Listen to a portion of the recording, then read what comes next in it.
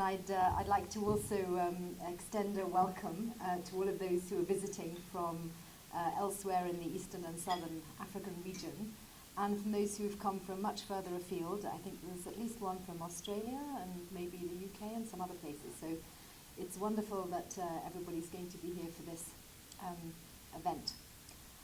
Now, I will unfortunately not be with you first thing in the morning tomorrow, so it'll be a slightly different way of doing our intervention. I'll be with you in the afternoon. And I'm really looking forward at that point to hearing what you've already been able to talk about. For me, this is a really important event. The post-2015 agenda is something that has been in the making for quite a while. Governments, civil society, the grassroots, more than 5 million people around the world have been asked for their opinion of what the future we want should be. What is it that they want to see? How do they want to see development moving forward? And the answer to that is coming out in these Sustainable Development Goals. 17 Sustainable Development Goals and 169 targets, which is really quite astonishing. I was at an event last week when we were talking about MDGs and how much progress had been made and what these SDGs were all going to be about. And when I said there were 17 of them and 169 targets, somebody said, "Oh, that's what happens if you ask people what they want. They tell you they want everything." To which my answer was, yeah, why shouldn't they? If we are here and we are using public funds, private funds and government funds to try and promote development, then we should be trying to deliver what people actually want. And in order to know what they actually want, we have to listen.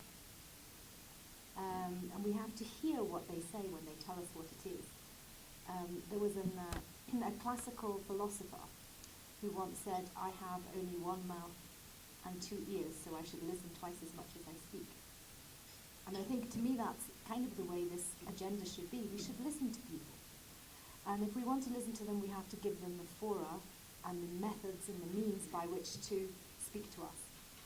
It's not just about listening, it is also about empowering people and finding ways that they can share their ideas with us. And when I say that, I don't just mean at the outset, when we're planning these great interventions, as governments or as the international community or as even as NGOs and civil society organizations. We have to be listening to them all the way through the process. So as we go along, we have to be saying to people, hey, what do you think about what we're providing? Is this actually doing the right thing? Is this actually meeting the need of you as an individual, you as your family, you as a community? Is this development doing what you said it was going to do at the beginning?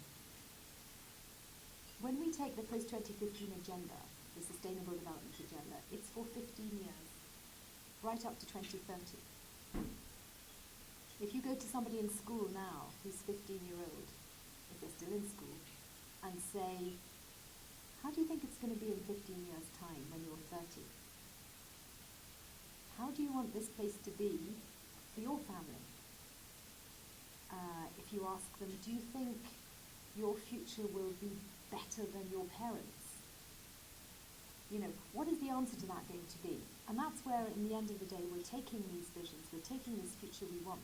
The future isn't for me, the future is for that 15-year-old who is going to be at the end of this agenda saying, you know what, you spent all that effort and all that money, and I'm still in the place that we were 15 years ago. That would be terrible. So one way of trying to ensure that that's not where we end up is by listening to people. And listening to people is what enables them to hold us all accountable. So our seminars in these days is about accountability and methods of getting accountability. One of the biggest and oldest methods of accountability, of course, is in Parliament, and holding governments to account through Parliament, holding parliamentarians to account through the vote. But there are many other ways of accountability and ensuring that people have a voice.